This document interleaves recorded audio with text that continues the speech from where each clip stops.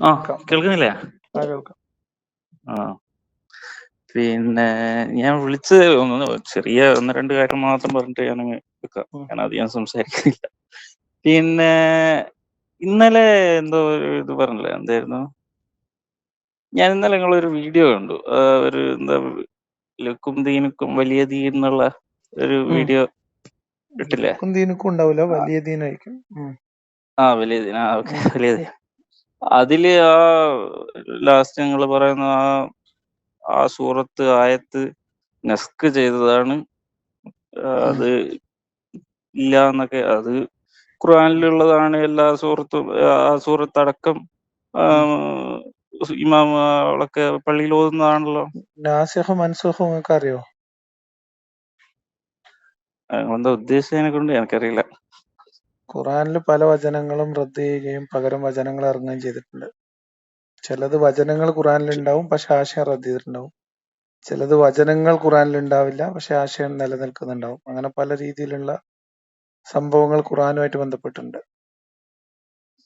അങ്ങനെ അപ്പൊ ഈ പിന്നെ മറ്റ് അവിശ്വാസികളെ വെട്ടിക്കൊല്ലുക അതൊക്കെ അവസാന നസ്ക് കാലത്ത് അങ്ങനെ തന്നെയായിരുന്നു. ചെയ്തതിൽപ്പെട്ടതായിരിക്കും അല്ലെ? ലക്കും ദീനുക്കും വലിയ ദീനൊന്നുമില്ല. പിന്നെ അവസാന കാലത്ത് ഇപ്പൊ മുശ്രിക്കുകളോടാണ് പറയുന്നത് ലക്കും ദീനുക്കും വലിയ ദീനിന്. കാഫിറൂൻ ലാബിദും മാതാബിദാതുണ്ടല്ലോ, അതിലാണല്ലോ ലാസ്റ്റ് പറയുന്ന ലക്കും ദീനുക്കും വലിയ ദീനിന്. പക്ഷെ അതേ മുശ്രിക്കുകളെ പിന്നെ കൊലപ്പെടുത്താൻ വേണ്ടി തീരുമാനിക്കുന്നതുമായി ബന്ധപ്പെട്ടിട്ടാണ് അവരുടെ മുമ്പിൽ അങ്ങനത്തെ ഓപ്ഷൻസ് ഒക്കെ അടച്ചുകൊണ്ട് ഒന്നുകിൽ മുസ്ലിം ആവുക അല്ലെങ്കിൽ കൊല്ലപ്പെടുക എന്നുള്ള രീതിയിൽ സൂറത്ത് തൗബയിലെ 5-ാം വചനം അവതരിക്കുന്നത്. അതിനെ പണ്ഡിതന്മാർ വിശേഷിപ്പിച്ചിട്ടുള്ളത് അങ്ങനെയാണ്. വാളിന്റെ വചനങ്ങൾ എന്നാണ് അതിന് പറയാം. വാളിന്റെ വചനം. Okay, verse of sword. ആ വചനം ഈ വചനത്തെ ഇല്ലാതാക്കുന്നില്ല. ആ വചനത്തെ, ആ ഒരു തൗബയിലെ ഒരു വചനത്തെ മാത്രമല്ല, ഒരുപാട് വചനങ്ങൾ റദ്ദ് ചെയ്തതായിട്ടാണ് ഇബ്നു കസീർ രേഖപ്പെടുത്തിയിട്ടുള്ളത്. അങ്ങനെ ഞാൻ ഇതുവരെ കണ്ടിട്ടില്ല. നിങ്ങൾ അതിന്റെ ഒരു കാണാത്ത എന്തൊക്കെ ഉണ്ട്. വാട്സാപ്പിൽ ഇടുക. നമ്മള് ഇബ്നു കസീറിന്റെ നാസിഖ് മൻസൂഖിനെ കുറിച്ച്, അല്ലെങ്കിൽ ഇപ്പൊ ഈ പർട്ടിക്കുലർ 9-5 ഒക്കെ തഫ്സീറുകൾ ഇബ്നു കസീറിൽ പോയി നോക്കിയാൽ മതി. അല്ലെങ്കിൽ ലക്കും ദീനുക്കും വലിയ ദീനിന്റെ ആശയം നോക്കിയാൽ മതി. ഇനി അങ്ങോട്ടൊന്നും പോണ്ട, നമ്മളെ മൗദൂദിന്റെ തഫ്സീറിലുണ്ടാവും എനിക്ക് തോന്നുന്നു, മലയാളത്തിൽ തന്നെ. വാളിന്റെ വചനങ്ങൾ കൊണ്ട് റദ്ദ് ചെയ്യപ്പെട്ട ഖുറാൻ വചനങ്ങൾ നിങ്ങൾ ഖുറാനിൽ നിങ്ങളിപ്പോ ഈ ഗൂഗിളിലൊക്കെ സെർച്ച് ചെയ്താൽ തന്നെ നിങ്ങൾക്ക് കിട്ടും. എന്നിട്ട് പിന്നെ നിങ്ങൾ അതൊക്കെ ഉണ്ടോന്ന് വെരിഫൈ ചെയ്യണം. പുസ്തകങ്ങൾ, ഒറിജിനൽ പുസ്തകങ്ങൾ പോയി നോക്കണം. റെഫറൻസ് ഒക്കെ അതിൽ നിന്ന് കിട്ടും. പിന്നെ നിങ്ങൾ പോയി അന്വേഷിച്ചാൽ മതി. അങ്ങനെ ഒരു വചനം ഒന്നല്ലെന്ന്, നിരവധി വചനങ്ങൾ റദ്ദ് ചെയ്യപ്പെട്ടിട്ടുണ്ട്. അത് അള്ളാഹ് തന്നെ ഖുറാനിൽ പറഞ്ഞിട്ടുണ്ടല്ലോ, ഞാനൊരു വചനം റദ്ദ് ചെയ്ത് കഴിഞ്ഞാൽ അതിനേക്കാളും മികച്ചതോ അതിന് തത്തുല്യമായതോ അതിനേക്കാൾ മികച്ചതോ ഞാൻ വേറൊരായത്ത് ഇറക്കി തരുമെന്നും പറഞ്ഞിട്ടുണ്ട് ഖുറാനിൽ. അപ്പൊ ആയത്തുകൾ റദ്ദ് ചെയ്യാന്ന് പറഞ്ഞത് സ്വാഭാവികം. ചെയ്യുന്നുണ്ടെങ്കിൽ റദ്ദ് ചെയ്തിട്ടുണ്ട്. ഇപ്പൊ ലക്കും ദീനുക്കും വലിയ ദീൻ എന്ന് മക്കയിൽ നിന്ന് മുശ്രിക്കുകളോട് പ്രസ്താവിച്ച മുഹമ്മദ് നബി സൂറത്ത് തൗബയിലൂടെ പ്രഖ്യാപിക്കുന്നത് മക്കയിലെ മുശ്രിക്കുകളായിട്ടുള്ള മുഴുവൻ ആൾക്കാർക്കെതിരെയുള്ള ആഹ്വാനാണ്. അതായത് ഇസ്ലാമിന് കീഴൊതുങ്ങുക അല്ലെങ്കിൽ കൊല്ലപ്പെടുക. ഇതാണ് തൗബയിലെ പ്രഖ്യാപനം. അപ്പൊ ആ ലക്കും ദീനുക്കും എന്നുള്ള ആശയം റദ്ദായില്ലേ? ലക്കും ദീനുക്കും വലിയ ദീൻ എന്ന് നിങ്ങൾക്ക് നിങ്ങളുടെ മതം, എനിക്ക് എന്റെ മതം. അത് അതിന്റെ വാക്കർത്ഥം, അതിന്റെ മീനിങ് എന്താണ്? ലക്കും ദീനുക്കും വലിയ ദീൻ എന്നാണ്. എന്താ പിന്നെ അർത്ഥം? അതിന്റെ അർത്ഥം എന്ന് വെച്ചാല് നിങ്ങൾക്ക് നിങ്ങളെ മതം, എനിക്ക് എന്റെ മതം. നിങ്ങൾ എന്റെ മതത്തിൽ കയറി ഇടപെടണ്ട, നിങ്ങളെ മതത്തിൽ കയറി ഞാനും ഇടപെടുന്നില്ല. അത് സൂറത്ത് തൗബയിൽ അവസാനിച്ചു. സൂറത്ത് തൗബയിൽ പറയുന്നത് നിങ്ങൾ 4 മാസം സമയം കൊടുത്തു. ആ 4 മാസത്തിനകത്ത് തൗബ ചെയ്ത് ഇസ്ലാം സ്വീകരിച്ച് ഇസ്ലാമിന് കീഴൊതുങ്ങിയിട്ടില്ലെങ്കിൽ ആ 4 മാസം കഴിഞ്ഞാൽ കണ്ടെത്തിയെടുത്ത് വെച്ചവരെ കൊന്നു കളയുക എന്നാണ് ഖുറാനിൽ അവതരിച്ച അവസാനം. അപ്പൊ നിങ്ങൾക്ക് നിങ്ങളുടെ മതവും ആരാധനയും അനുവദിക്കുകയാണെങ്കിൽ പിന്നെ ഈ പ്രഖ്യാപനത്തിന്റെ കാര്യമില്ലല്ലോ. എന്ന് മാത്രമല്ല, ആ കഅബയിൽ ഉണ്ടായിരുന്ന അല്ലെങ്കിൽ അതിന് ചുറ്റും ഉണ്ടായിരുന്ന കംപ്ലീറ്റ് വിഗ്രഹാരാധകരുടെ കേന്ദ്രങ്ങളും തകർക്കുകയും ചെയ്തിട്ടുണ്ട്. നിങ്ങൾക്ക് നിങ്ങളുടെ മതം, അവർക്ക് തകർത്തു. എന്തിന്? മുശ്രിക്കുകൾക്ക് അവരുടെ ആരാധനാ സ്വാതന്ത്ര്യം അനുവദിക്കാമെങ്കിൽ അവരുടെ വിഗ്രഹങ്ങൾ എന്തിനാ തകർക്കുന്നത്? അവരുടെ ക്ഷേത്രങ്ങൾ എന്തിനാ തകർക്കുന്നത്? അവരുടെ ക്ഷേത്രം എന്നല്ല, അവരുടെ കഅബയുടെ ക്ഷേത്രങ്ങള് ഉള്ളിലുള്ള ഈ എല്ലാ കഅബന്റെ ഉള്ളിലുള്ള വിഗ്രഹങ്ങൾ മറ്റുള്ളവരുടെ വിശ്വാസമായിട്ട് മുഴുവനും എടുത്ത് ബന്ധപ്പെട്ട സാധനല്ലേ? പുറത്തിട്ടു. പുറത്തിടുന്നല്ല, പൊട്ടിച്ച് തകർത്ത് തരിപ്പണാക്കി. തച്ച് തകർത്തു. ആ അതെ, അവരുടെ തച്ച് ആരാധനാ തകർത്തു. സ്വാതന്ത്ര്യം നിഷേധിച്ചു.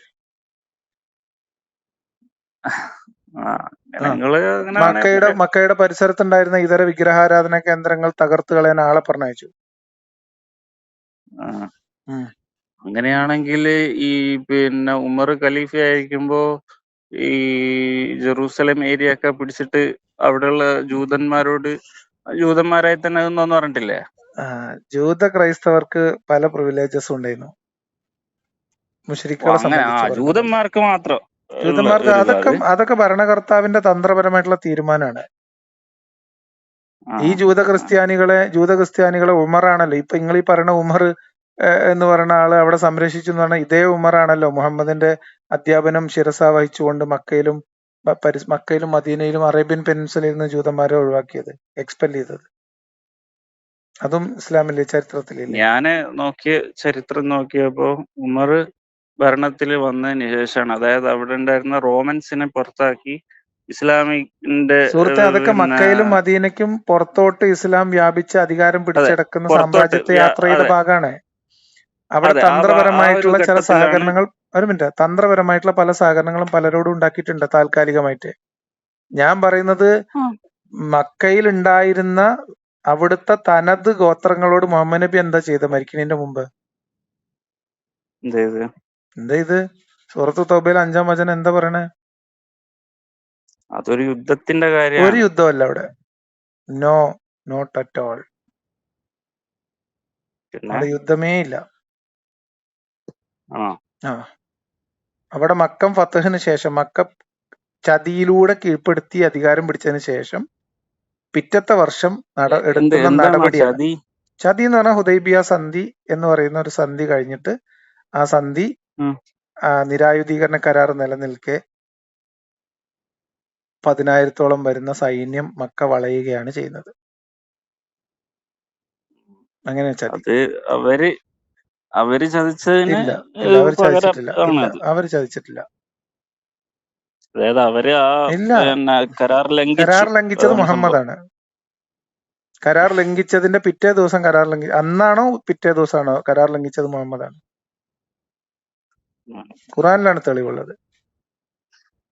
അപ്പോ അതൊക്കെ അങ്ങനെ ഇരിക്കെ ഖുറാനിൽ തെളിവുണ്ട്. ഇതിനൊക്കെയുള്ള തെളിവുകൾ ഖുറാനിലുണ്ട്. ഇത് നമ്മൾ പഠിച്ചാൽ മതി. നിങ്ങൾ ഇതൊന്ന് വിശദമായിട്ട് നിങ്ങളിങ്ങനെ ഒരു ഭാഗത്ത് ഇരുന്നിട്ട് എന്താ പറയുക, നമ്മളൊരു മുൻധാരണയിൽ ഇരുന്ന് ഇങ്ങനെ ആലോചിച്ചാൽ കിട്ടൂല ഈ സാധനം. നമ്മള് പുസ്തകം വാങ്ങുക, അതിനെ മുൻവിധികളൊക്കെ മാറ്റി വെക്കുക, നല്ല തെളിഞ്ഞ ബുദ്ധിയിൽ ഈ സാധനം നിഷ്പക്ഷമായിട്ടാണ് വായിച്ചാൽ സംഗതികളൊക്കെ നിങ്ങൾക്ക് മനസ്സിലാവും. അത്രേ ഉള്ളൂ. അല്ല, ഞാനങ്ങനെ ഫസ്റ്റ് ഓഫ് ഓൾ ഞാൻ പറയാൻ വിട്ടതാണ്, ഞാൻ ഇതിനൊക്കെ ഓപ്പൺ ആണ്. മീൻസ് ഇങ്ങനെ ചർച്ചക്കുള്ള ഓപ്പൺ ആയിട്ടുള്ള കൊണ്ടാണ് ഞാൻ ഇങ്ങനെ വിളിച്ചത്. മനസ്സിലായി. നിങ്ങൾ പഠിക്കൂന്നാണ് ഞാൻ പറയാ. നിങ്ങൾ വായിക്കൂ. ഇതിന് മുൻവിധികളില്ലാതെ ഖുർആനിന്റെ അവതരണ കാലത്തിന്റെ ആ ഒരു ക്രോണോളജിക്കൽ ഓർഡറിൽ, കംപ്ലീറ്റ് അല്ലെങ്കിലും നമുക്ക് അതിന്റെ ക്രോണോളജിക്കൽ ഓർഡർ നമുക്ക് കിട്ടും. അപ്പൊ നെറ്റിലൊക്കെ ഇത് നിങ്ങള് എന്താണ് നസ്ക് ചെയ്ത ആയത്ത് എന്ന് പറഞ്ഞില്ലേ നിങ്ങള്? നാസിഖ് മൻസൂഖ് പ്രത്യേകം ക്രോഡീകരിച്ചിട്ടുള്ള ബുക്കുകൾ കിട്ടും. അതൊക്കെ ഇതിലുണ്ടല്ലോ. ആ ആയത്തുകളൊക്കെ നിങ്ങൾ പറയുന്ന ആയത്തൊക്കെ ആയത്തുകൾ ഉണ്ടായിട്ട് കാര്യമില്ല. ആ ആയത്തുകൾ ഉണ്ടായിരിക്കെ ആ ആയത്തിന് ശേഷം പിന്നീട് അതിന് എതിരായിട്ടുള്ള നടപടികൾ, അതിനെതിരായിട്ടുള്ള ആയത്തുകൾ വന്നിട്ടുണ്ട്. അതിൽ നടപടികൾ ഉണ്ടായിട്ടുണ്ട്. ഞാൻ പറഞ്ഞത് മക്ക മുശ്രിക്കുകളുമായി ബന്ധപ്പെട്ട് ഇറങ്ങിയ 2 വചനങ്ങളാണ്.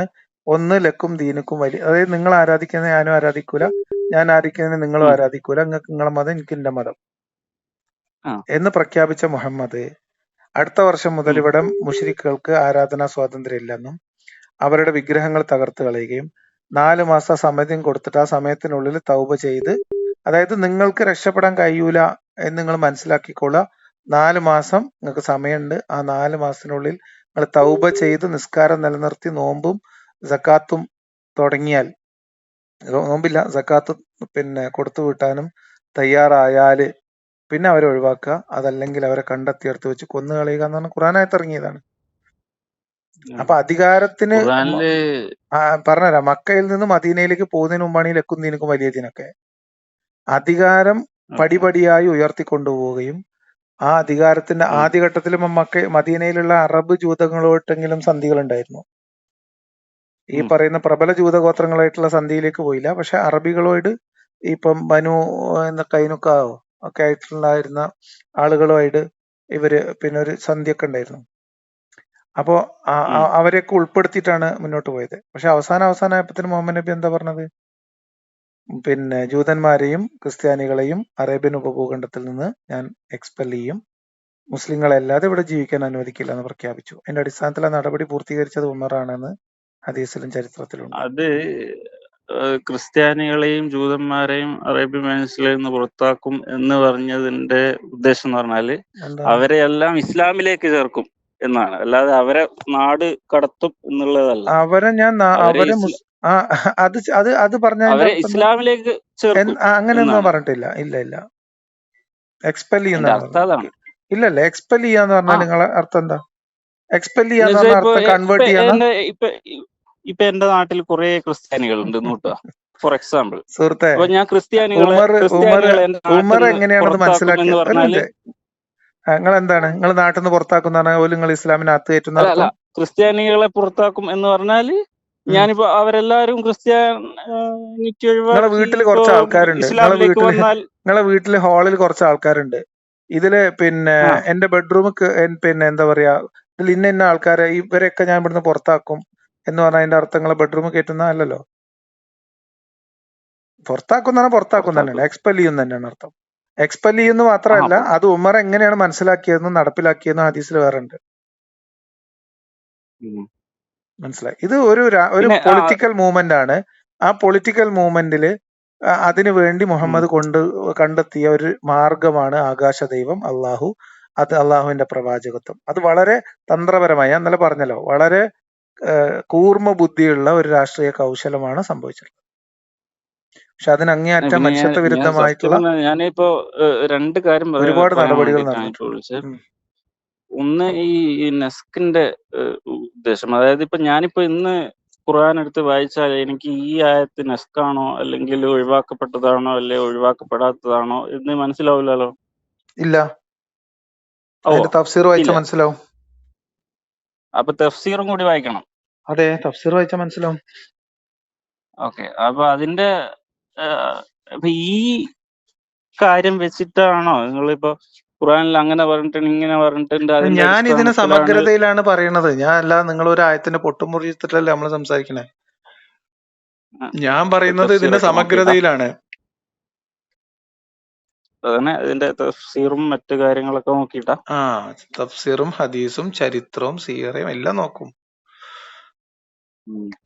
അല്ല, ഞാൻ വേറൊന്ന് പറയാൻ ഉദ്ദേശിച്ചതെന്ന് വെച്ചാൽ, ഇപ്പൊ ഞങ്ങൾക്ക് വേറൊരു ഉദാഹരണം പറഞ്ഞുതരാം. നാസിഖ് മൻസൂഖ് മൂല്യന്മാര് ഉണ്ട് എന്ന് പച്ചക്ക് വേഗം സമ്മതിച്ചു തരുന്ന ഒരു കാര്യം പറഞ്ഞുതരാം.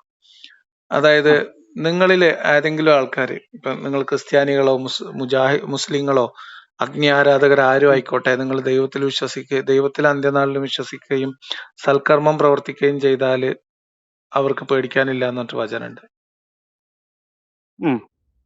പക്ഷെ വേറെ വചനത്തിൽ പറയണ ഇന്നദ്ദീന ഇൻദല്ലാഹിൽ ഇസ്ലാം എന്നാണ്. വേറെ വചനത്തിൽ പറയണത് അതായത് നിങ്ങളുടെ ഇടയിലുള്ള പിന്നെ സത്യനിഷേധികളോട് നിങ്ങൾ പരുഷമായിട്ട് പെരുമാറണം. അവര് പിന്നെ മതം സ്വീകരിക്കുകയോ അല്ലെങ്കിൽ കീഴടങ്ങി കയ്യോടെ കപ്പം തരികയോ ചെയ്യുന്നത് വരെ നിങ്ങൾ അവരോട് യുദ്ധം ചെയ്യണമെന്ന് വേറെ സ്ഥലത്ത് പറയുന്നത്. അതിന്റെ തഫ്സീർ നോക്കിയിട്ടില്ല. എല്ലാ തഫ്സീറും നോക്കിക്കൊണ്ടാണ് പറഞ്ഞത്. അപ്പൊ ഈ ആദ്യത്തെ ആശയം റദ്ദ് ചെയ്യപ്പെട്ടു എന്നാണ് പറയപ്പെടുന്നത്. പറയപ്പെടുക എന്ന് പറഞ്ഞാൽ പറയപ്പെടുന്ന അങ്ങനെയാണ് തഫ്സീറുകളിൽ എഴുതി വെച്ചിട്ടുള്ളത്. അതൊക്കെ പറയപ്പെടുന്നതല്ലേ, പ്രവാചകനാണെന്നാണ് പറയപ്പെടുന്നത്, അങ്ങനെ പറയാൻ പറ്റുള്ളൂ. അത് മുസ്ലിങ്ങൾ ആ ഭാഷ ഉപയോഗിക്കില്ലല്ലോ. മുസ്ലിങ്ങളുടെ പക്ഷം മുസ്ലിങ്ങൾ അങ്ങനെയാണ് പറയുന്നത്. അതാണ് ഈ പറയപ്പെടുന്നത് എന്ന് പറഞ്ഞാൽ അർത്ഥം. മുസ്ലിങ്ങൾ തന്നെ പറയപ്പെടുന്നത്. സുഹൃത്തെ, പറയപ്പെടുന്നത് എന്ന് പറഞ്ഞാൽ ഒരു സംഗതിയെ കുറിച്ചുള്ള പ്രസ്താവ്യം അതാണ് എന്നാണ് അർത്ഥം. അറിയപ്പെടുന്നത് എന്ന് പറഞ്ഞാൽ എന്താ അറിയാ അർത്ഥം? അറിയപ്പെടുന്നത് ഓക്കെ, അത് അത് പലരാലുമാണ്. അത് മനസ്സിലായി. പലരാലുമാണ്. അതേപോലെ അതെ. തന്നെയാണ് പറയപ്പെടുന്നത് എന്ന് പറഞ്ഞാൽ പലരാലും പറഞ്ഞ. ഒരാള് പറഞ്ഞത് പറഞ്ഞാൽ ആര് പറഞ്ഞത് നിങ്ങൾക്ക് ചോദിക്കാം. ഇതല്ലാതെ തന്നെ എല്ലാരും പറയുന്നത് എന്നർത്ഥേ ഉള്ളൂ.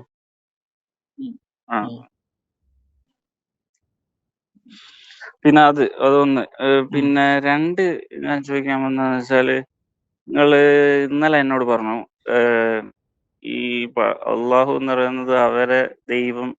മുഹമ്മദ് നബി ഇങ്ങെടുത്തതാണ് അതെ. എന്നുള്ള അത് പലയിടത്തും ഈ ഒരു ഇത് കേൾക്കുന്നുണ്ട്. ഉം.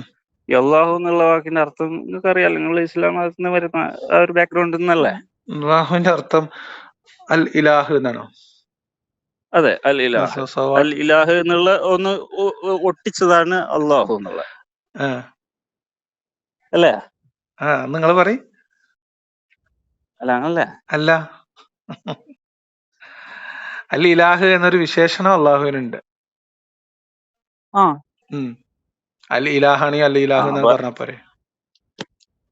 അൽ ഇലാഹ് ഇത് കൂട്ടി യോജിപ്പിച്ച് പറഞ്ഞതാണ് അൽ അള്ളാഹു ഇലാഹ് എന്നുള്ളത്. അൽ ഇലാഹ് എന്ന് കൂട്ടി യോജിപ്പിച്ച അല്ലാഹുന്നേ ആവുള്ളൂ, അള്ളാഹു ആവില്ല. അതിന്റെ ഒരു പ്രൊണൗൺസിയേഷൻ അങ്ങനെയാണ്. അങ്ങനെ അല്ല, ആര് പറഞ്ഞു അത്? ആര് പറഞ്ഞു വെച്ചാല് അത് ഇതൊക്കെ ഖുറൈശികളുടെ അറബി വിശ്വാസമാണ്. അൽ ഭാഷയിലുള്ള. ഇലാഹ് അൽ ഇലാഹ് എന്ന അള്ളാഹു ഖുറൈശികളുടെ വിശ്വാസമാണ്. അതല്ലേ ഈ പറഞ്ഞത്. അൽ ഇലാഹ് എന്നുള്ളതിന്റെ അർത്ഥം എന്താ? അള്ളാഹു എന്നാണ്. അള്ളാഹു എന്നത് ആരാധ്യൻ എന്നുള്ള അർത്ഥത്തില് അൽ ഇലാഹ് എന്ന് പറഞ്ഞത്. അൽ ഇലാഹ് എന്ന് പറഞ്ഞാല് സാക്ഷാൽ ആരാധ്യൻ, ആരാധ്യൻ. ദൈവം. അതേ അതിന്റെ അർത്ഥം അർത്ഥം തന്നെയാണ് ദൈവം തന്നെയാണ്. അള്ളാഹു എന്നുള്ളത്. അതെ. ആയിക്കോട്ടെ. അപ്പൊ അത് ഈ പേരാണ് ഞാൻ പറഞ്ഞത്.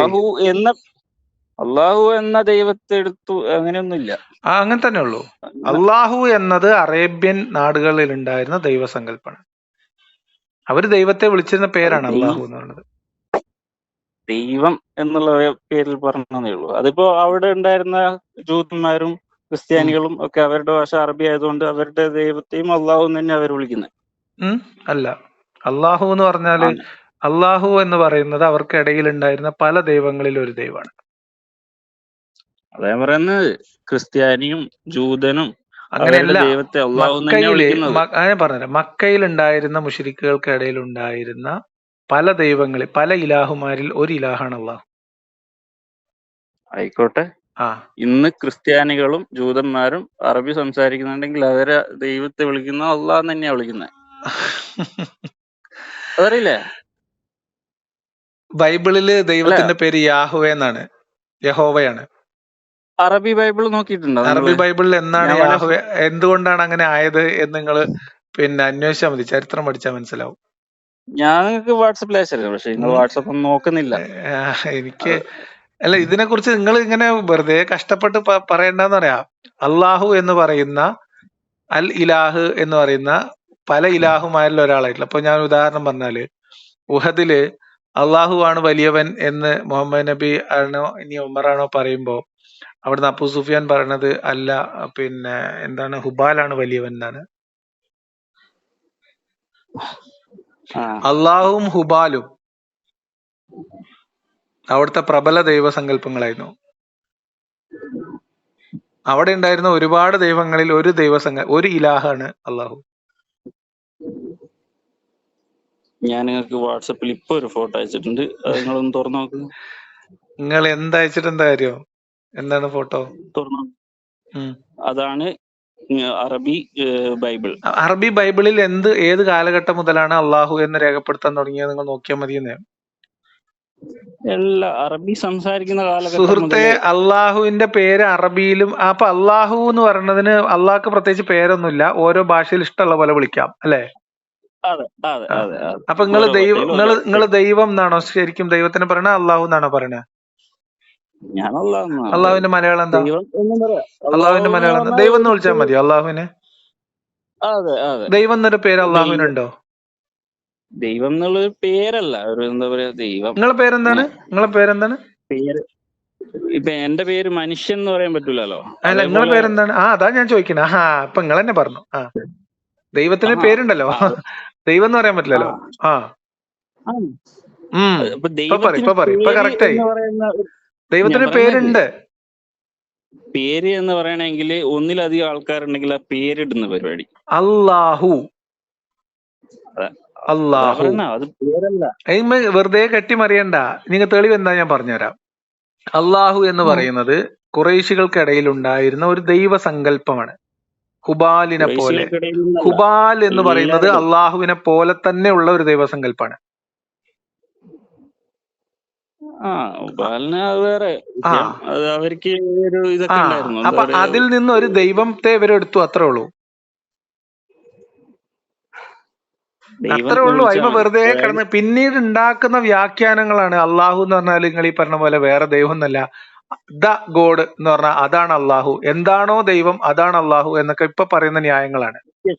അതാണ്, അങ്ങനെയല്ല. അതല്ല അതിപ്പോ പറയുന്ന ന്യായങ്ങളാണ്. അങ്ങനെയല്ല. ചരിത്രത്തിൽ നമ്മൾ ഇന്ന് വെറുതെ തർക്കിച്ചിട്ട് കാര്യമില്ല സുഹൃത്തെ. ഉമറിന്റെ അല്ല, അതാണ് കാലത്താണെന്നാണ് എന്റെ സത്യം. ഓർമ്മ, അല്ലെങ്കിൽ ഉമർ ബിൻ അബ്ദുൽ അസീസിന്റെ കാലത്ത്. ഈ രണ്ടിലൊരാളുടെ കാലത്താണ് അറബി ദൈവം എന്ന വാക്കിന് അള്ളാഹു എന്ന വാക്ക് മാത്രം ഉപയോഗിക്കാൻ പാടുള്ളൂ എന്ന് പറഞ്ഞിട്ട് അവിടെ നിയമം ഉണ്ടാക്കുകയാണ് ചെയ്തത്.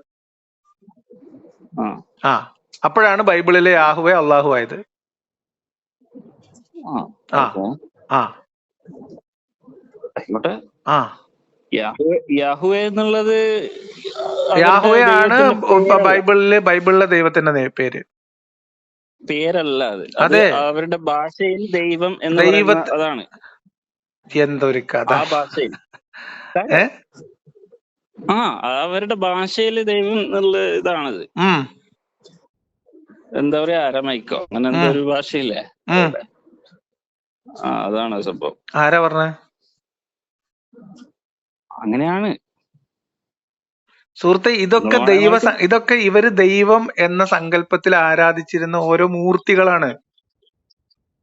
ദൈവം എന്ന അത് പേരിൽ അവർ വേറെ ഉണ്ട്. അറിയപ്പെടുന്നത് യാഹുവ ഒരു ദൈവം, അള്ളാഹു വേറെ ആ ദൈവമാണ്.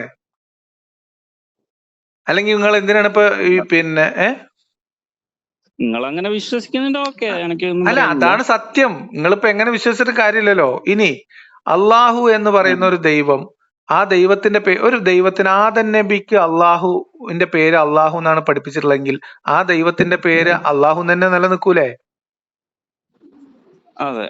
ആ മുഹമ്മദ് നബി കൊണ്ടുവന്ന ഈ മതത്തിൽ മുഹമ്മദ് നബി ഖുറൈശികൾക്കിടയിൽ നിന്ന് എടുത്ത ഈ അള്ളാഹു അല്ലാതെ ആ അറേബ്യൻ പെനിൻസുലക്ക് പുറത്ത് മുഹമ്മദ് ഉണ്ടാക്കിയ ഈ മതത്തിനപ്പുറത്ത് ഇസ്ലാം എന്ന് പറയുന്ന ഒരു മതമോ അള്ളാഹു എന്നൊരു ദൈവസങ്കല്പത്തിന് എന്തെങ്കിലും തെളിവുണ്ടോ? ഓരോ നാട്ടിലും ദൈവസങ്കല്പില്ലേ? അതിന്റെ കാര്യം? അപ്പൊ അതിലെന്താ നമ്മളിവിടെ ഉള്ള കാര്യം? ആൾക്കാർ പരബ്രഹ്മം എന്ന് വിളിച്ചാലും മതിയോ? അതെ, അങ്ങനെയൊക്കെ ഓരോരുത്തരും ഓരോ പേര് വിളിക്കുന്നു. ഇപ്പൊ ഇസ്ലാമിൽ തന്നെ അള്ളാഹുവിന് 99 പേരുണ്ട്. അങ്ങനെ അത് പേരല്ല, പിന്നെന്താ, വിശേഷണങ്ങളാണ്. അതെ, ആ അള്ളാഹുവാണ് പേര്. ഓക്കെ, നിങ്ങൾ അങ്ങനെ വിശ്വസിക്കുന്നുണ്ട്, ഓക്കെ, എനിക്ക് പറയാനില്ല. നിങ്ങൾ എന്നോട് പറഞ്ഞിട്ട് കാര്യമില്ല. നിങ്ങളെ കുട്ടികളെ നമ്മളെ വീട്ടിലെ കുട്ടികള് ഒന്ന് വീഴുമ്പോ ദൈവമേ എന്ന് വിളിച്ചാൽ എന്തായിരിക്കും രക്ഷിതാക്കളുടെ റിയാക്ഷൻ, അല്ലെങ്കിൽ മൂല്യന്മാരുടെ റിയാക്ഷൻ? എന്തായിരിക്കും നിങ്ങൾക്കറിയില്ല? എനിക്കറിയില്ല. അല്ല, നിങ്ങൾ ഉദ്ദേശിക്കുന്ന നിങ്ങൾക്കറിയില്ല? നമ്മളൊക്കെ ചെറുപ്പത്തില്, നമ്മളൊക്കെ ചെറിയ പ്രായത്തിൽ വളർന്നു വന്ന ആൾക്കാരല്ലേ, നമുക്കറിയില്ലേ? നമ്മൾ കണ്ണടച്ചാൽ നമുക്ക് മാത്രമേ ഇരുട്ടാവുള്ളൂ. അപ്പൊ നമുക്കറിയാലോ അതൊക്കെ. പിന്നെ എന്തിനാ വെറുതെ നമ്മൾ തർക്കിക്കുന്നത്? അപ്പൊ അവിടുന്ന് മുഹമ്മദ് എടുത്തതാണ് ഈ ഹജ്ജ്. മുശ്രിക്കുകളുടെ ആരാധനയാണ്. അതിന്റെ മുമ്പ് വേറെ ഒരു ചരിത്രവും ഇല്ല, വേറെ ഒരു തെളിവും ഇല്ല ഇസ്ലാമിൽ അങ്ങനെ ഒരു ആരാധനാക്രമം ഉള്ളതിന്. ഇബ്രാഹിം നബി ചെയ്തെന്നൊക്കെ തൊള്ളപടായിയാണ്, പുട്ടടിച്ച് പറയാണ്. ഇബ്രാഹിം നബി ഉണ്ടാക്കിയ കഅബക്കും തെളിവില്ല, മുഹമ്മദ് നബി പറഞ്ഞ തൊള്ളപടായി അല്ലാതെ. ഇത് മുഹമ്മദ് നബി ഉണ്ടാക്കിയതാണ്. അതെ, ഈ ആദം നബി അള്ളാഹുലേക്ക് കൊണ്ടുപോയി കണക്ട് ചെയ്യുന്നതും ഇബ്രാഹിം നബിന്റെ മകൻ ഇസ്ഹാക്കിനെ അറക്കാൻ കൊണ്ടുപോയ അബ്രഹാമിന്റെ മകൻ ഇസ്ഹാക്കിനെ ബലിയർക്കാൻ കൊണ്ടുപോയി എന്നുള്ള കഥ കോപ്പി അടിച്ചിട്ട് അത് ഇസ്മായിൽ ആക്കിയതും എന്തിനാന്നൊക്കെ ഉള്ളത് ചരിത്രം, ആ കാലഘട്ടത്തിന്റെ ചരിത്രം കൂടി വായിച്ചാൽ മനസ്സിലാവും. കോപ്പി അടിച്ചതാണെങ്കിൽ ഞാനൊരു കാര്യം ചോദിച്ചോട്ടെ. ഒരു മിനിറ്റ്. ഈ പിന്നെ ഈസാ നബി തൊട്ടിൽ കിടന്ന് സംസാരിച്ച വിഷയം ബൈബിളിലൊന്നും പറയുന്നില്ല. ഇത് എവിടുന്നാ കോപ്പി അടിച്ചത്? ശരി, കോപ്പി അടിക്കാന്ന് പറഞ്ഞാൽ എന്താ? ഒരു കഥ കോപ്പി അടിക്കുമ്പോ അവനാന് വേണ്ട പോലെ മാറ്റും ചെയ്യൂലേ? അപ്പൊ അത് ഇപ്പൊ കോപ്പി അല്ല, ബൈബിളിലുള്ള എല്ലാം കോപ്പി അല്ല. കോപ്പി അടി എന്ന് പറഞ്ഞാൽ എന്താ നിങ്ങൾ പകർത്തെഴുത്ത് എന്നാണോ ഉദ്ദേശിച്ചത്?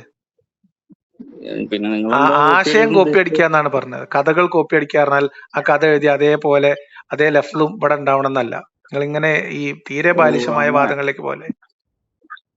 അപ്പൊ ഈ ഏകദൈവം എന്നുള്ള ഈ ഇത് കോപ്പി അടിച്ചതാണ് എന്നാണ് നിങ്ങൾ പറയുന്നത്? ഏകദൈവവും മുഹമ്മദ് നബിക്ക് അവിടുന്ന് അതിന്റെ മുമ്പേ കിട്ടിയതാണ്. ഈ ജിബ്രീൽ വന്ന് കൊണ്ടു കൊടുത്തൊന്നുമല്ല. ആ. ഉം അതും അതും അത് നമ്മൾ ഡീപ്പായിട്ട് ചരിത്രത്തിലേക്ക് പോയാൽ കിട്ടും നിങ്ങൾക്ക്. മുഹമ്മദ് നബി ആരിലാണ് പ്രചോദിതനായത്, എങ്ങനെയാണ് മുഹമ്മദ് നബിക്ക് ഈ ആശയം ഉണ്ടായത്, അതെങ്ങനെ ഡെവലപ്പ് ചെയ്തതെന്നൊക്കെ അത് കഥ ഈ കിട്ടും നമുക്ക്. ഞാൻ ചോദിച്ചോട്ടെ, ഈ ഖുർആൻ ഇങ്ങനെ ജിബ്രീൽ കൊണ്ടു തന്ന എന്നുള്ള ആശയം, ആ ആശയം മുഹമ്മദ് നബി എവിടുന്ന് അത് കോപ്പി അടിച്ചതാ? അതും കോപ്പി അടിച്ചാണ്. അത് ഈ ആകാശത്ത് കയറി ഇരുന്നിട്ട് പിന്നെ മാലാകന്മാര് കൊണ്ടുവന്ന് കൊടുക്കുന്ന കഥകളൊക്കെ വേറെ കഥകളിലുള്ളതാണ്. നിങ്ങൾ ഗ്രീക്ക് കഥകളൊക്കെ പഴയത് പഠിച്ചാൽ മതി, വായിച്ചാൽ മതി. അതേത് നിങ്ങൾ ബുക്കാ അത് നിങ്ങൾ ഗ്രീക്കിലെ? പിന്നെ ഈ ബുറാക്കില്ലേ, ബുറാക്കിന്റെ യാത്രയില്ലേ, അതൊക്കെ ആ. ഗ്രീക്കിന്ന് ചൂണ്ടിയതാണ്. ഗ്രീക്ക് കഥകളിലുണ്ട്. ഉം. കുൽഹുല്ലാഹദില്ലേ, കുൽഹുല്ലാഹദ്, അത് എവിടുന്നാ ചൂണ്ടിയത്? അത് ഭാരതത്തിൽ നിന്ന് കയറിപ്പോയതാണ്. ഭാരതത്തിലൊക്കെ കേറിപ്പോയി മുഹമ്മദ്? ഇവിടെ നിന്നൊക്കെ പോയിക്കണേ. എന്താ പറഞ്ഞത്, ആള് അഗ്രഗണ്യനാണ്, ആള് ഭയങ്കര ബുദ്ധിമാനാണ്. ഞാൻ അതല്ല നിങ്ങളോട് പറഞ്ഞത്. എക്സ്പ്ലോറർ കൂടിയാണ് അല്ലെ? എക്സ്പ്ലോറർ കൂടിയാണ്. ഭയങ്കര എക്സ്പ്ലോറർ ആണ്. അതല്ലേ ഞാൻ അങ്ങോട്ട് പറഞ്ഞത്. ഈ 14 നബിയുടെ 40 വയസ്സിന് മുമ്പുള്ള ചരിത്രം അജ്ഞാതമാണ്. പുളിയക്കൂടിയൊക്കെ പോയിരുന്നു, എന്തൊക്കെ ചെയ്തിരുന്നു, ആരെയൊക്കെ കണ്ടിരുന്നു, എന്തൊക്കെ തയ്യാറെടുപ്പ് നടത്തിയിരുന്നു ഒന്നും അറിയില്ല. ഈ മക്കാര് മുഹമ്മദിനെ കണ്ടു തുടങ്ങിയത്. എങ്ങനെ? 40-ാം വയസ്സ് തൊട്ടിട്ടാണ് മക്കാരും അങ്ങനെയല്ല, ആ ചരിത്രമാണ് നമ്മളുടെ മുമ്പിലുള്ളത്. ആ ചരിത്രം തന്നെ മുഹമ്മദിന്റേതായി രചിക്കപ്പെട്ട, ഇസ്ലാമിന്റേതായി പുറത്തു വന്ന ചരിത്രമാണ് കൂടുതലായിട്ടുള്ളൂ. വേറെ ചരിത്രങ്ങളൊന്നും ആ പ്രദേശത്തു നിന്നുള്ളത് ലഭ്യമല്ല. കാര്യങ്ങളൊന്നും പറയുന്നില്ലല്ലോ. എങ്ങനെ പറഞ്ഞ കാര്യങ്ങളൊന്നും ഈ ചരിത്രത്തിൽ പറയുന്നില്ലല്ലോ. ഏത് ചരിത്രത്തില്? ഏത് ചരിത്രത്തിലാ നിങ്ങൾ ഈ പറഞ്ഞ കാര്യങ്ങളൊക്കെ ഉള്ളത്? ഏത്? അജ്ഞാതം എന്ന് പറഞ്ഞാൽ അറിയില്ല എന്നല്ലേ അതിന്റെ അർത്ഥം, അല്ലാതെ വേറെ ചരിത്രത്തിൽ ഉണ്ടെന്നാണോ? അതല്ല, ഗ്രീക്ക് എന്ന് ചൂണ്ടി, ഇന്ത്യ എന്ന് അത് ചൂണ്ടി. നിങ്ങൾക്ക് ഗ്രീക്ക് ഇതിന് സമാനമായിട്ടുള്ള സാധനങ്ങളുണ്ട്. ആയിക്കോട്ടെ, മലന്റെ മുകളിൽ കയറി കുത്തിരുന്ന മാളത്തിൽ കുത്തിയിരുന്ന ദൈവത്തിന്റെ വഹി കിട്ടുന്ന ഏർപ്പാടൊക്കെ അതിന്റെ മുമ്പേ അവിടുത്തെ നാടോടി കഥകളിലുള്ള സാധനമാണ്. സുഹൃത്തെ, മുഹമ്മദ് നബി എന്ന് പറഞ്ഞാല് ആ കാലഘട്ടത്തിൽ അവിടെ ഉണ്ടായിരുന്ന ഒരുപാട് പ്രവാചകന്മാരിൽ ഒരാളാണ്. എന്ത്? ദൈവത്തിന്റെ പ്രവാചകന്മാരെന്ന് അവകാശപ്പെട്ട് അവിടെ ഉണ്ടായിരുന്ന, ഇതേമാതിരി വഹി പറഞ്ഞിരുന്ന ഒരുപാട് അറബികളിൽ ഒരറബിയാണ് മുഹമ്മദ്. ബാക്കിയുള്ളവരൊക്കെ മുഹമ്മദ് കള്ളപ്രവാചകൻ, ബാക്കിയുള്ളവരൊക്കെ കള്ളന്മാരാണ്. ഓലൊക്കെ പ്രവാചകത്വം വെറുതെ പറയാണ്. ഓല് ശരിക്കും പ്രവാചകന്മാരല്ല. നമ്മളിവിടെ പറയില്ലേ, ചില കേസിൽ പറയില്ല വ്യാജ സിദ്ധന്മാർന്ന്. അപ്പൊ ചിലപ്പോ ഒറിജിനൽ സിദ്ധന്മാരുണ്ടാന്നാണ് നമ്മൾ വിചാരിക്കുന്നത്. ഇതേപോലെയാണ് മുസൈലിമത്തുൽ കദ്ദാബിനോട് യുദ്ധം ചെയ്ത കഥ നിങ്ങൾക്ക് അറിയില്ലേ, കള്ളപ്രവാചകനോട്. ആ പ്രവാചകന്റെ അനുയായികളിൽ ഭൂരിപക്ഷം മുഹമ്മദ് മരിച്ചപ്പോ മുഹമ്മദിനെ വിട്ടിട്ട് അങ്ങോട്ട് പോയല്ലായിരുന്നു. മുഹമ്മദ് നബിയുടെ കൂടെ ഉണ്ടായിരുന്ന പലരും മുഹമ്മദ് നബി മരിച്ചപ്പോ അടുത്ത പ്രവാചകന്റെ അടുത്തേക്ക് പോയി, മുസൈലിമിന്റെ അടുത്ത് പോയി. അപ്പൊ അവിടെ പ്രവാചകന്മാർക്കൊന്നും ഒരു പഞ്ഞം ഉണ്ടായിരുന്നില്ലാന്ന്. അപ്പൊ ഈ പ്രവാചകത്വം, ജിബിരിയിൽ വരിക, മലക്ക്, മല, പിന്നെ വഹി, വെളിച്ചപ്പാട് തുള്ളുന്ന പോലെ ദൈവത്തിന്റെ ഭാഗത്തുനിന്നുള്ള വാക്കുകൾ പറയാ, ഇതൊന്നും അവിടെ പുത്തിരിയല്ലാന്ന്. ഇതൊക്കെ ആ പ്രദേശത്ത് എത്രയോ ആൾക്കാർ അവിടെ ഉണ്ടായിരുന്നു, അതിലത്തെ ഒരാളാണ്. പക്ഷെ ഇയാള് ഇതിനെ രാഷ്ട്രീയമായിട്ടുള്ള ഒരു കൗശലം പ്രയോഗിക്കുകയും തന്ത്രപരമായിട്ട് അതില് ചില പരിപാടികൾ നടത്തുകയും അത് പരാജയപ്പെട്ടപ്പോ അവസാനം അക്രമത്തിന്റെ വഴി സ്വീകരിക്കും, വാള് കയ്യിലെടുക്കുകയും ചെയ്തു മദീനയിലെത്തിയതിനു ശേഷം. പിന്നെ മുഹമ്മദിനെ കുറിച്ച് കേൾക്കുന്നത് തന്നെ ആളുകൾക്ക് പേടിയായിരുന്നു. അത് നബി തന്നെ പറഞ്ഞിട്ടുണ്ട്. അത് മുഹമ്മദ് നബി വാളെടുത്തതിന് ശേഷമാണ്. നിങ്ങൾ ചരിത്രങ്ങൾ വായിച്ചിട്ടില്ല, അതാണ് പ്രശ്നം. നിങ്ങൾക്ക് ഞാൻ 1-2 പുസ്തകം സജസ്റ്റ് ചെയ്യാം. ഒന്ന് നൂറുൽ യഖീനാണ്, ഞാൻ എപ്പോഴും പറയണതാണ്, ചെറിയ പുസ്തകമാണ്, പെട്ടെന്ന് വാങ്ങി വായിക്കണം. പിന്നെ ഈ ഇസ്ലാമിക വിമർശകർക്ക് മറുപടിയൊക്കെ ഉൾപ്പെടുത്തിക്കൊണ്ട്, ഇസ്ലാം മത വിമർശകരല്ല, പണ്ട് ഈ പിന്നെ എന്തായാലും പറയാ, അവരെ കുറിച്ച് ഈ ക്രിസ്ത്യൻ മിഷണറിമാരുണ്ടായിരുന്നു, ഓറിയന്റലിസ്റ്റുകൾ. അവർ മുഹമ്മദ് നബീനെ കുറിച്ച് മോശമായിട്ടുള്ള കഥകൾ പ്രചരിപ്പിക്കുന്നുണ്ട്. അതിനുള്ള മറുപടിയും കൂടി ചേർത്ത് എഴുതിയിട്ടുള്ള മുഹമ്മദ് ഹുസൈൻ ഹൈക്കൽ എന്ന് പറഞ്ഞ ഒരു ഗ്രന്ഥകാരന്റെ മുഹമ്മദ് എന്ന് പറഞ്ഞ പുസ്തകമുണ്ട്. അതിന് ഇംഗ്ലീഷും മലയാളമൊക്കെ കിട്ടും. അപ്പൊ അതൊക്കെ ഒന്ന് വാങ്ങി വായിച്ചാൽ ഈ സംഭവങ്ങളൊക്കെ ഇതിന്റെ പൊളിറ്റിക്കൽ ആ ഒരു പിന്നെ എന്താ പറയാ ഹിസ്റ്ററി ഒക്കെ കറക്റ്റ് ആയിട്ട് കിട്ടും. അപ്പൊ മനസ്സിലാവുന്നതേ ഉള്ളൂ. അല്ല ഇതൊന്നും നമ്മൾ വെറുതെ വായുന്ന് എടുത്ത് പറഞ്ഞതല്ല. ഇതൊക്കെ ഇസ്ലാമിന്റെ ചരിത്ര ഗ്രന്ഥങ്ങളിൽ എഴുതി വെച്ചുള്ളതാണ്. പിന്നെ പറഞ്ഞാല് വേറൊരു കാര്യമുണ്ട്. മുഹമ്മദ് നബിയുടെ ഏറ്റവും വലിയ മോചിതത്തായിട്ട് പറയുന്നത് ഖുർആനല്ലേ? എങ്ങനെ? മുഹമ്മദ് നബി ഇപ്പൊ പ്രവാചകന്മാർക്ക് ഓരോ അത്ഭുത കാര്യങ്ങളുണ്ടല്ലോ, മോചിതത്ത്. അതില് മുഹമ്മദ് നബിയുടെ മോചിതത്ത് എന്ന് പറഞ്ഞാൽ ഇതാണ്, ഇത് ഖുർആൻ. അങ്ങനെയാണ് പറയുന്നത്. അപ്പോ എന്ത് മോചിതത്ത്? ഈ ഖുർആൻ മോചിതത്ത് എന്ന് പറഞ്ഞാല് ഇപ്പൊ എന്താ അല്ല, പറയാ, ഖുർആൻ മോചിതത്താണെന്നാണോ? ഖുർആൻ മോചിതത്താണെന്നാണോ? അതെ അതെ, അങ്ങനെ കേട്ടിട്ടില്ല നിങ്ങൾ മുസ്ലിം ഫാമിലിയിൽ വന്നിട്ട്? അതന്നെ ഖുർആൻ മോചിതത്താണെന്ന്. എന്താണെങ്കിലും മോചിതത്ത് അല്ലേ? അപ്പൊ ഇന്നലെ നമ്മൾ മിഞ്ഞാന്ന് സംസാരിച്ചതാണല്ലോ. അതിൽ അത്ഭുതിക്കാനൊന്നും ഇല്ല നിങ്ങളോട് ഞാൻ പറഞ്ഞില്ലേ? അതിൽ ആ അത്ഭുതം നഷ്ടപ്പെടുമ്പോഴാണല്ലോ നമുക്ക്, ആ അത്ഭുതം നഷ്ടപ്പെട്ടതുകൊണ്ടാണല്ലോ നമ്മളിപ്പോ പുറത്തു പോയത്. അല്ല, ഇപ്പൊ ഞാനൊരു കാര്യം ചോദിക്കട്ടെ, മുഹമ്മദ് പിന്നെ ഒരു കവിയായിരുന്നോ? മുഹമ്മദിന് കവിത നല്ല താല്പര്യമുള്ള ആളായിരുന്നു എന്നറിയാം. അറിയാം. കവിത കേൾക്കാൻ താല്പര്യം ഉണ്ടായിരുന്നു.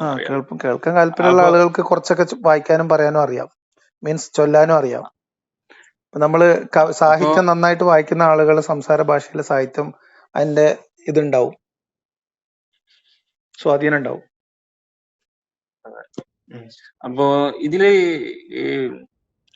എന്തിനാണ് ഇങ്ങനെ കിടന്ന് കഷ്ടപ്പെടുന്നത് ഇതിനകത്ത്? മക്കയില് പറഞ്ഞു തീർന്നോട്ടെ. പറയും. അല്ല, എന്നെ സംബന്ധിച്ച് വെറുതെ നമ്മളിങ്ങനെ വെറുതെ അതിന്റെ വെയിലിന്റെ പുറത്തു കൂടി ഇങ്ങനെ ചാടി കിടന്ന് നടക്കണം എന്തിനാ? ഖുർആൻ ഉള്ളിൽ എഴുതി വെച്ച ആശയം ആലോചിച്ചാ പോരെ? എന്തിനാ പിന്നെ അതിന്റെ ആശയത്തിന് പുറമെ ആശയമാണ് പ്രധാനം. ആശയത്തിന് പുറമെ ആശയമാണ് ആദ്യം പരിശോധിക്കേണ്ടത്. ആശയം ഉണ്ട്, ആശയം അവിടെ ഉണ്ട്, അവിടെ ഉണ്ട്. അതാണ് ആദ്യം പരിശോധിക്കേണ്ടത്. അതവിടെ തന്നെ ഉണ്ട്, ആശയം അവിടെ തന്നെ ഉണ്ട്. അതിന്റെ പുറമെ അതിന്റെ സ്ട്രക്ചറും മറ്റു കാര്യങ്ങളൊക്കെ ഉണ്ട്. ഇപ്പൊ ഒരു സ്ട്രക്ചറും ഇല്ല, ഒരു കുത്തഴിഞ്ഞ പുസ്തകമാണത്. ഒരു എഴുതാൻ അറിയാത്തവൻ എഴുതി കൂട്ടിയൊരു പുസ്തകമാണ് അത്. വായിച്ചു കഴിഞ്ഞാൽ ഒരാൾക്കും ഒരു കുന്തം മനസ്സിലാവില്ല. എഴുതാൻ അറിയാത്ത ഒരാൾ എഴുതി അത് ഈ ക്രോഡീകരണം വളരെ മോശം ക്രോഡീകരണമാണ്. ഖുർആൻ ലളിതമായ അറബി ഭാഷയിലാണ് എന്ന് പറഞ്ഞ അതേ ഖുർആന് വായിച്ചാൽ ഒരു അന്തവും കുന്തവും മനസ്സിലാവില്ല.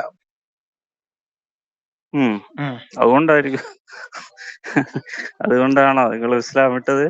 അങ്ങനെയൊക്കെ നിങ്ങൾ പറയാം. അതൊക്കെ വായിച്ച് മനസ്സിലാക്കി എടുക്കണേ കുറച്ച് പണി. അതുകൊണ്ടാണ് ആളുകൾ അതിൽ നിൽക്കുന്നത്. ഇതിലെന്തോ മഹാസംഭവം, ഇതൊക്കെ കൂടെ വായിച്ച് പഠിക്കാൻ നേരമില്ല. അതുകൊണ്ട് ഇനി മദ്രസയിൽ പഠിപ്പിച്ച് അങ്ങനെ വിശ്വസിച്ചാണ് പോകാത്രേ ഉള്ളൂ. അതാണ് വായിച്ചിട്ട് മനസ്സിലാവാത്ത ആൾക്കാർ അത് വിട്ടു പോകുന്നത് കാണാറുണ്ട്. പക്ഷെ അത് വേറെ കാര്യം. മനസ്സിലാവാതെ വിട്ടുപോയ ആൾക്കാരെ ഞാൻ കണ്ടിട്ടില്ല. പക്ഷെ വിശ്വാസികളായിട്ടുള്ള, ഇപ്പൊ ഞാൻ നിങ്ങളോട് സംസാരിക്കുമ്പോൾ പോലും, ഞങ്ങളോട് സംസാരിക്കുമ്പോൾ പോലും ഇസ്ലാമിലെ പല കാര്യങ്ങളും നിങ്ങൾക്ക് അറിയില്ല, പല കഥകളും നിങ്ങൾ കേട്ടിട്ടില്ല, പല സംഭവങ്ങളും നിങ്ങൾക്ക് അറിയില്ല, പല ഹദീസും നിങ്ങൾക്ക് അറിയില്ല. അപ്പൊ പഠിച്ചത് കൊണ്ടാണ് പുറത്തു വന്നതെന്നാണ് ഇന്ന് മനസ്സിലാക്കേണ്ടത്. മനസ്സിലായോ? പഠിക്കാത്തവർക്ക് ഇസ്ലാമിൽ നിൽക്കാൻ ഒരു പ്രയാസം ഉണ്ടാവില്ല. ഏതൊക്കെ പറയും നിസ്കരിക്കാൻ മടിയായിട്ടാണ് മതം വിടുന്നത് എന്ന് വരെ ആൾക്കാർ പറയാറുണ്ട്. മനസ്സിലായോ? അതാണ് ഓരോ ആൾക്കാരുടെ നിലവാരം. ഇപ്പൊ എന്താ പറയാ, കടം കയറിയിട്ട് ആത്മഹത്യ ചെയ്യൂലേ? ആത്മഹത്യ ചെയ്താൽ കടം ഇല്ലാണ്ടാവോ? ഇല്ലല്ലോ. എന്നിട്ട് അല്ല, അങ്ങനെയൊക്കെ പറയുന്നത് വിശ്വാസികളുടെ ന്യായം. അതായത് വസ്തുതകൾ, ശരിയായ രീതിയിലുള്ള കാര്യങ്ങളെ പരിഗണിക്കാനോ അത് ചർച്ച ചെയ്യാനോ കഴിയാതാവുമ്പോൾ എടുക്കുന്ന അവസാനത്തെ അടവുകളാണ്. ഉത്തരം മുട്ടുമ്പോ പറയുന്ന ചില ന്യായങ്ങളാണിത്. അതും എനിക്ക് നിസ്കരിക്കാൻ മടിയായിട്ടായിരിക്കുന്നു. അല്ല, മടിയെന്നല്ല. അതായത് ഇപ്പൊ എന്താ പറയാ, ഇപ്പൊ കടം കയറി ആത്മഹത്യ ചെയ്താല് ആത്മഹത്യ ചെയ്തവന്റെ ജീവൻ പോകുന്നതാണ്, കടം അവിടെ തന്നെ ഉണ്ടാവും. അങ്ങനല്ലേ? അതെ. അപ്പൊ നമ്മള് തല പൂഴിയില് ചുവച്ചാല് ഇവിടെ ഇരുട്ടാവൂല, അവന് ഇരുട്ടാവുന്നേ ഉള്ളൂ.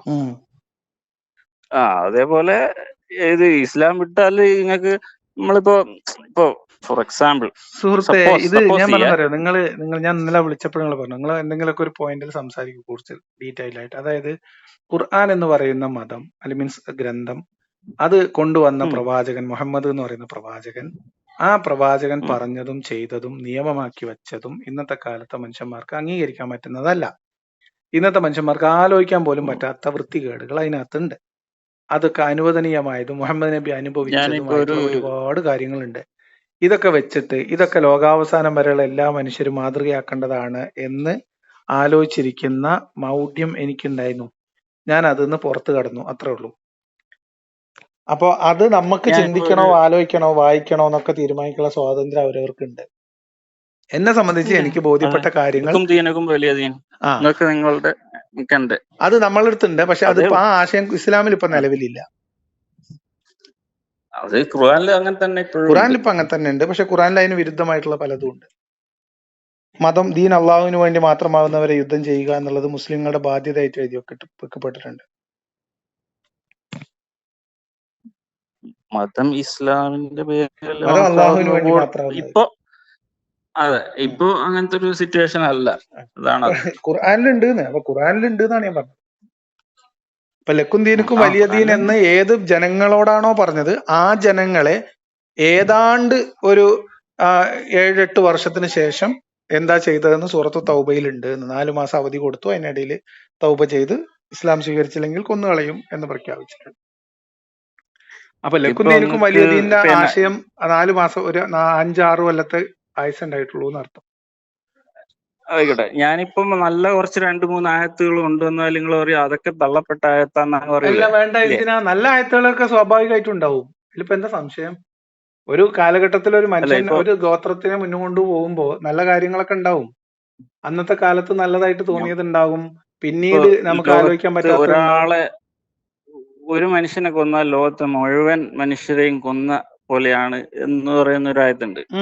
അത് ഈ നെസ്ക് ചെയ്യപ്പെട്ട അങ്ങനെയാണ്. ആയത്തൊന്ന് വായിച്ചേ? അല്ലല്ല, ആ ആയത്തൊക്കെ ഉള്ളത് തന്നെയാണ്. അതൊന്ന് ആയത്ത് വായിച്ചേ. ആ ആയത്ത് ഏതാ നിങ്ങൾക്ക് അറിയോ? അറിയില്ല. അറിയാം. അത് വെറുതെ ഒരു വചനമല്ല. അതിന്റെ മുമ്പിലേ ഒരു കണ്ടീഷൻ ഉണ്ട്. അതിന്റെ മുമ്പിലേ ആ ആയത്ത് പൂർണ്ണമായിട്ട് വായിക്കണം. അല്ലാതെ ഒരു മനുഷ്യനെ കൊന്നാൽ പിന്നെ എല്ലാ മനുഷ്യരെയും കൊന്ന പോലെയാണ്, അതുകൊണ്ട് നിങ്ങൾ ആരെയും കൊല്ലരുത് എന്നൊരായത്ത് ഖുറാനിലില്ല. നിങ്ങൾ പറയുന്ന ഈ ഒരു മനുഷ്യനെ കൊന്നാൽ, പറയട്ടെ, ഒരു മിനിറ്റ് കേട്ടോ. അപ്പോ ഒരു മനുഷ്യനെ കൊന്നാല് എല്ലാ മനുഷ്യരെയും കൊന്ന പോലെയാണ്, അതുകൊണ്ട് നിങ്ങൾ ഒരു മനുഷ്യരെയും കൊല്ലരുത് എന്നല്ല ആയത്തുള്ളത്. കാരണം കൂടാതെ ഒരു മനുഷ്യനെ കൊന്നാലാണ്. ആ കൊല്ലപ്പെടാൻ കാരണങ്ങൾ വേറെ ഖുറാനിലുണ്ട്. അതിൽ മതം വിടലൊരു കാരണമാണ്. ഇസ്ലാമിനെതിരെ പിന്നെ എന്തെങ്കിലും പ്രചാരണം നടത്തല് ഒരായുധം ഒരു കാരണമാണ്. അതേപോലെ ഞാൻ വേറൊന്നും പറയാൻ വിചാരിച്ച ഒരു കാര്യമുണ്ട്.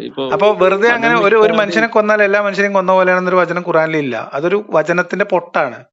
അത് സന്ദർഭത്തിൽ നടത്തുന്നതാണ്.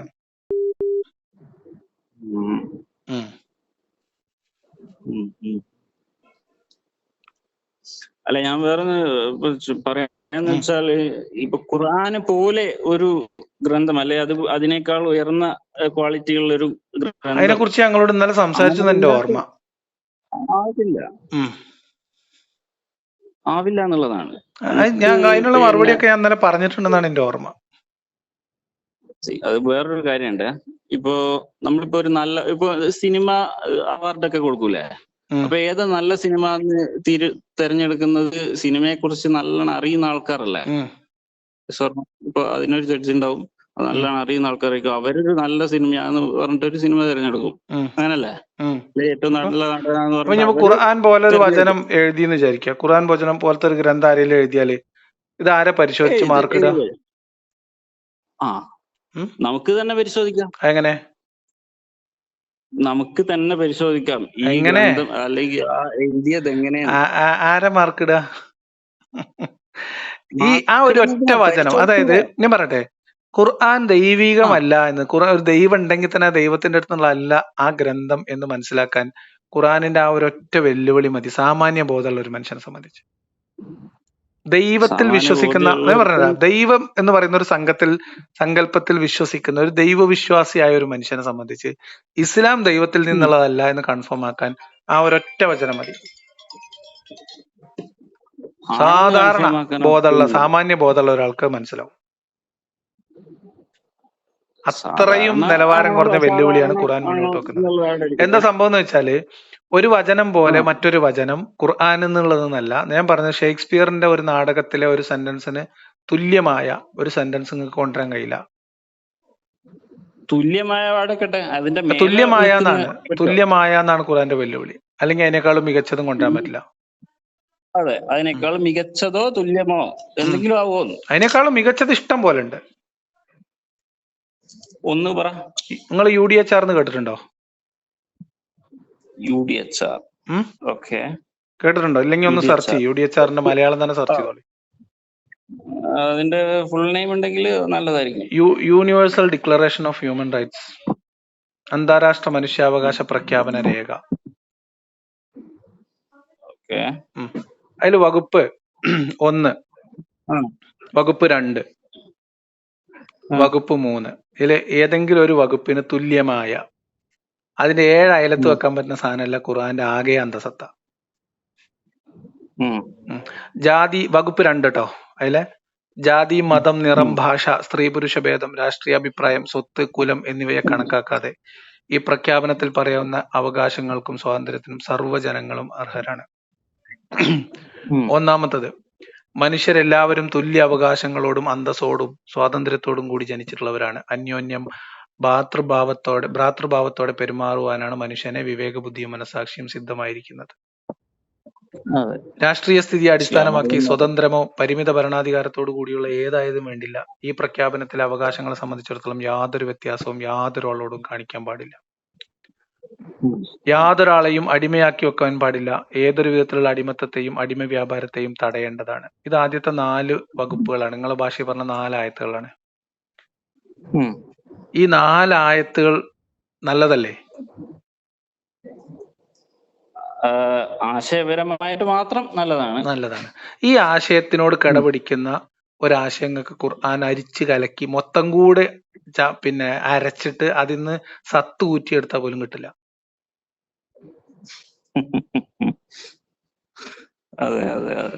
അപ്പൊ ഇത് ഖുർആൻ എന്ന് പറയുന്ന മൊത്തം ഗ്രന്ഥത്തെക്കാളും മികച്ചതാണ്. ഞാൻ ഇപ്പൊ നിങ്ങൾക്ക് പറഞ്ഞ ഈ 4 വചനങ്ങൾ മാത്രം. അതിപ്പോ ഞാൻ ഒന്ന് കാണിച്ചു തന്നാലും നിങ്ങളത് സമ്മതിക്കാനൊന്നും പോകുന്നില്ലല്ലോ. എന്നോ കാണിച്ചു തന്നോളി. അല്ല അങ്ങനല്ലേ. ഇത് ഒരു മനുഷ്യനെ സംബന്ധിച്ച് ഇപ്പൊ ഞാനും നിങ്ങളും ജീവിക്കുന്ന ഒരു രാജ്യത്ത്, അല്ലെങ്കിൽ നമ്മൾ ഇപ്പൊ ജീവിക്കുന്ന ഒരു നാട്ടിൽ, ലോകത്ത് എല്ലാ മനുഷ്യരും തുല്യമായിട്ടുള്ള അന്തസ്സും അവകാശങ്ങളും ഉള്ളവരാണെന്ന് പറയുന്ന ആഗോള മാനവികതയുടെ അടിസ്ഥാനത്തിലാണ് നമ്മളൊക്കെ മുന്നോട്ട് പോകുന്നത്. അതാണ് ആശയം, ഐഡിയോളജി അതാണ്. അതിന്റെ അടിസ്ഥാനത്തിലാണ് നമ്മുടെ ഭരണഘടനയൊക്കെ വിഭാവനം ചെയ്യുന്നത് ഈ ആശയമാണ്. ഞാൻ ചോദിക്കുന്നത്, ഇതിന് സമാനമായിട്ടുള്ള മനുഷ്യാവകാശ പ്രഖ്യാപനമുള്ള ഒരു വചനങ്ങൾ ഖുർആനിൽ കാണിച്ചു തരും.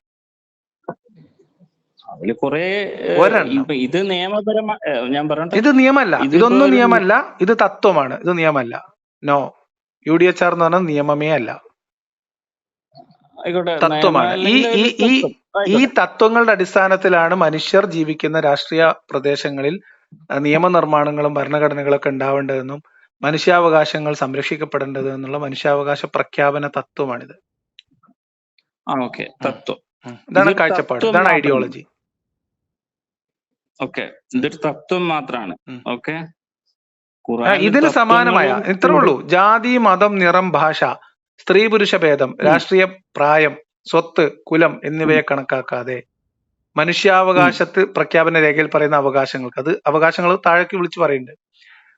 എല്ലാ മനുഷ്യാവകാശങ്ങൾക്കും എല്ലാവരും തുല്യമായിട്ടുള്ള അന്തസ്സും അവകാശവും സ്വാതന്ത്ര്യവും അർഹതയുള്ളവരാണ്. ഇങ്ങനൊരു നിഗമനം ഖുർആനിലുണ്ടോ? ഇങ്ങനെ ഒരു ആശയം ഖുർആനിലുണ്ടോ?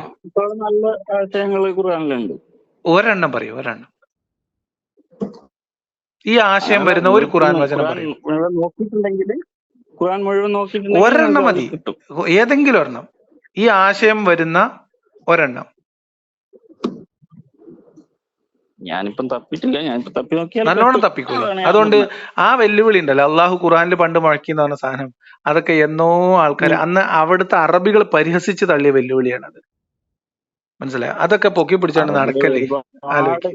അപ്പൊ അറബികൾ മികച്ചതാണ് വേണ്ടതെങ്കിൽ ഇതാണ് ഏറ്റവും ഉം, മികച്ചത്, ഈ ഒരു ഇത് പ്രഖ്യാപനം. ഇനി ഖുർആനിൽ നിങ്ങൾ എങ്ങനെയൊക്കെ പരിശോധിച്ചാലും ഖുർആൻ എന്ന് പറയുന്നത് മനുഷ്യരെ, എല്ലാ മനുഷ്യരെയും ഉം, ആ പ്രാഥമികമായി വിശ്വാസി അവിശ്വാസി എന്ന് ആദ്യം വേർതിരിക്കും. എന്നിട്ട് അതിനകത്ത് മനുഷ്യരെ ഓരോ എന്ന് പറയുമ്പോൾ മേഖലയിലും ഇപ്പൊ ഇതാ കഴിഞ്ഞിട്ടില്ല ഞാൻ മനുഷ്യരുടെ പറയട്ടെ. വിഭജനം കഴിഞ്ഞിട്ടില്ല. ഉം, അതിനകത്ത് വിശ്വാസി പക്ഷത്തും അവിശ്വാസി പക്ഷത്തും സ്ത്രീ പുരുഷൻ ഉം, എന്ന വിവേചനമുണ്ട്. ഈ സ്ത്രീയിലും ഉം, പുരുഷനിലും പിന്നെയും ഉപവിഭജനങ്ങളുണ്ട്. അത് ഉം, അടിമ സ്വതന്ത്രൻ എന്ന രീതിയിലാണ്. അപ്പുറത്തും ഉം, അടിമ സ്വതന്ത്രൻ ഉം. എന്ന വിഭജനമുണ്ട്. നിങ്ങൾ ഇപ്പൊ ഈ പറഞ്ഞ ആ ഇതില്ലേ, രീതിയിൽ മനുഷ്യരെ വിഭജിച്ചതിന് ശേഷമാണ് ഇസ്ലാമിന്റെ സാമൂഹികവും രാഷ്ട്രീയവും ആയിട്ടുള്ള നിയമങ്ങൾ പോലും മനുഷ്യർക്ക് ബാധകാവുന്നത്. നിങ്ങൾ ഇപ്പൊ പറഞ്ഞ ആ UDHRന്റെ ഒരു സ്റ്റേറ്റ്മെന്റ് ഇല്ലേ, ഉം, തത്വം, ഉം. അതിലും നിങ്ങൾ ഈ പറഞ്ഞ കാര്യം തന്നെ അല്ലേ? അല്ല, വിഭജിക്കുന്നില്ലേ? ഇല്ല, ഇല്ലേ? ഇല്ല. ഒന്നുകൂടി വായിച്ചു നോക്കിയേ. ജാതി, മതം, നിറം, ഭാഷ, സ്ത്രീ പുരുഷ അതെ. ഭേദം. ഒരു മിനിറ്റ് പറഞ്ഞുതരാ. നിങ്ങൾ ഈ തീരെ സ്കൂള് പിന്നെ ചെറിയ മണ്ടത്തര അഭിനയിക്കാൻ നിൽക്കരുത് എന്റെ മുമ്പില്. ജാതി, മതം, നിറം, ഭാഷ, സ്ത്രീ പുരുഷ ഭേദം, രാഷ്ട്രീയ അഭിപ്രായം, സ്വത്ത്, കുലം എന്നിവയെ കണക്കാക്കാതെ എന്നാണ്. അപ്പൊ അത്രയും ഡിഫറൻഷിയേഷൻ പറഞ്ഞില്ലേ? അത് ജാതി, കുലം, ഇതിന്റെ മതം, അടിസ്ഥാനത്തില് പെണ്ണ്. നിങ്ങളിപ്പോ എന്നോട് പറഞ്ഞത് അങ്ങനെ ഒരു ഡിഫറൻഷിയേഷനേ ഇല്ല എന്നാണ് പറഞ്ഞത്. വല്ലാത്തൊരു ഇതെന്താ അറിയോ, നമ്മള് ഒരു മിനിറ്റ്, നമ്മൾക്ക് ബുദ്ധിയില്ലായ്മ നമുക്ക് അഭിനയിക്കാം. ഒരു കേസിൽ നിന്ന് നമുക്ക് രക്ഷപ്പെടാൻ വേണ്ടിയിട്ട് നമുക്ക് ബുദ്ധിയില്ലായ്മയൊക്കെ വിവേകമില്ലായ്മയൊക്കെ അഭിനയിക്കാം. പക്ഷെ അത് കേൾക്കുന്ന ആൾക്കാരൊക്കെ നിങ്ങൾ അഭിനയത്തിലേക്ക് അങ്ങോട്ട് വീണു പോകുന്നു വിചാരിക്കരുത്. മനുഷ്യർക്കിടയിൽ ലോകത്ത് നിലനിൽക്കുന്ന, മനുഷ്യരെ വിഭജിക്കുന്ന, മനുഷ്യരെ വ്യത്യസ്തരായി കാണാൻ ഉപയോഗിക്കുന്ന ഏത് തരം വിഭാഗീയമായ ചിന്തയോ അല്ലെങ്കിൽ ഈ പറയപ്പെടുന്ന ഈ ക്ലാസിഫിക്കേഷനോ ഇതൊന്നും ബാധകമല്ലാതെ എല്ലാ മനുഷ്യരും തുല്യമായ അന്തസ്സും അവകാശവും സ്വാതന്ത്ര്യവും ഉള്ളവരാണ്, അതിനർഹരാണ് എന്നതാണ് പ്രഖ്യാപനം. ഖുറാനിൽ ഇങ്ങനെ, അല്ലാതെ ഖുറാനിൽ സ്ത്രീയുണ്ട്, മനുഷ്യർക്കിടയിൽ സ്ത്രീയുണ്ട് പുരുഷനുണ്ട് എന്ന് പറഞ്ഞു എന്നല്ല ഞാൻ പറഞ്ഞത്. ഖുർആനിന്റെ നിയമങ്ങൾ, സാമൂഹിക നിയമങ്ങൾ, രാഷ്ട്രീയ അവകാശങ്ങൾ, കുടുംബത്തിനകത്തുള്ള അവകാശങ്ങൾ, വ്യക്തി സ്വാതന്ത്ര്യം തുടങ്ങിയ എല്ലാ കാര്യത്തിലും ഈ വിഭജനങ്ങൾക്ക് അനുസൃതമായിട്ട് ഓരോരോ വിഭാഗത്തിന് ഓരോരോ നീതിയാണ് എന്നാണ് പറഞ്ഞത്. ഓരോരോ അവകാശങ്ങളാണ്, എല്ലാവർക്കും തുല്യ അവകാശമില്ല. ഇപ്പൊ മനസ്സിലായോ?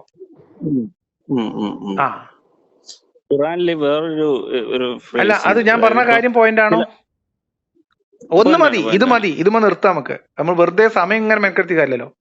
അപ്പൊ എന്നെ സംബന്ധിച്ച് ഈ മനുഷ്യരെല്ലാവരും തുല്യമായിട്ടുള്ള അന്തസ്സും അവകാശങ്ങളും ഉള്ളവരാണ് എന്നുള്ള ഒരു സങ്കല്പത്തിന് വിരുദ്ധമായ, മനുഷ്യരെ ഗോത്രമായും പിന്നെ വിഭാഗങ്ങളായിട്ടും ജാതിയും മതവും നോക്കി തരംതിരിച്ച് അവരോടുള്ള സമീപനവും അവരോടുള്ള സഹകരണവും അവരോടുള്ള ഇടപാടുകളും രാഷ്ട്രീയ നിയമങ്ങളൊക്കെ നിർണയിച്ചിട്ടുള്ള ഒരു മതം, അതൊരു ഗോത്രീയ മതമാണ്, ഒരു വർഗീയ മതമാണ്. അതുകൊണ്ട് അത് മാനവികമല്ല എന്നതാണ് എന്റെ ബോധ്യം. അപ്പൊ ഇനി നിങ്ങൾ ഇതിനേക്കാളും മികച്ചതൊന്ന് കൊണ്ടുവന്നാൽ നമുക്ക് അതിനെ കുറിച്ച് ആലോചിക്കാം.